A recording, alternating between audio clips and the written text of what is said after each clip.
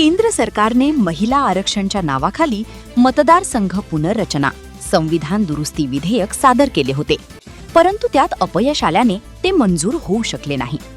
पण येणाऱ्या काळात भाजप आपल्या धोरणात आमूलाग्र बदल करणार असल्याचे स्पष्ट झाले आहे. संघटनात्मक पातळीवर सर्व नियुक्त्या करताना फक्त तरुण नेतृत्वाला संधी देण्याचा नियम करण्यात आला. आता त्याचप्रमाणे येणाऱ्या 2029च्या विधानसभा निवडणुकीत महिलांना संधी देण्यात येणार असल्याचे संकेत आहेत. त्यासाठी भाजपने आतापासूनच नियोजन सुरू केले असल्याचे बोलले जाते. त्यासाठी त्या अनुषंगाने मतदारसंघाची चाचपणी सुरू करण्यात येत आहे. अनेक मतदारसंघांतील मुरबाड बदलापूर मतदारसंघाची अनुकूल परिस्थिती असल्याचे दिसून येत आहे. विद्यमान आमदार किसन कथोरे यांचे येणाऱ्या 2029च्या विधानसभा निवडणुकीत वयोमान सुमारे 75च्या घरात असेल. त्यामुळे भाजप पक्षाचे धैर्य लक्षात घेता त्यांना निवृत्ती घेण्यासाठी भाग पाडले जाईल अशी चर्चा आहे. त्यामुळे त्यांच्या जागी उमेदवारी कोणाला द्यावी हा एक मोठा प्रश्न काही दिवसापासून निर्माण झाला होता. कारण आमदार किसन कथोरे यांनी गेल्या 25 वर्षात आपल्याला पर्याय निर्माण होणार नाही याची योग्य काळजी घेतली होती, असे राजकीय वर्तुळात सांगण्यात येते.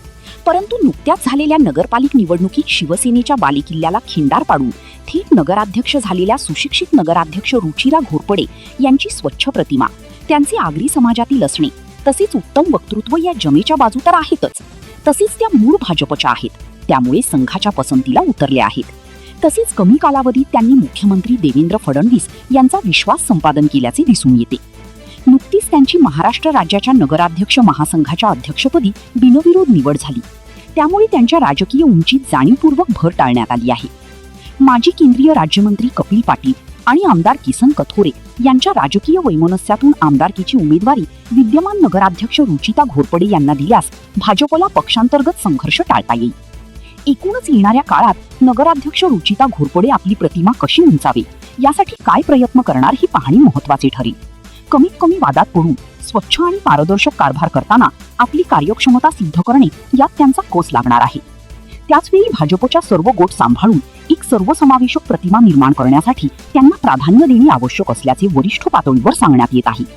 तुम्हाला काय वाटते? रुचिता घोरपडे यांना तुम्हाला भविष्यात आमदार म्हणून बघायला आवडेल का? सांगा कमेंट करून.